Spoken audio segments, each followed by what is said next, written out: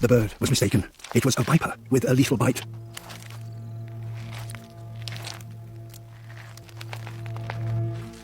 This species has only recently been discovered, and so far it has been found nowhere else but here. Its camouflage is so effective that it's almost impossible to see it on these rocks. This is the snake's only chance to eat for months. A shrike. It has flown here from Africa and hasn't fed for days.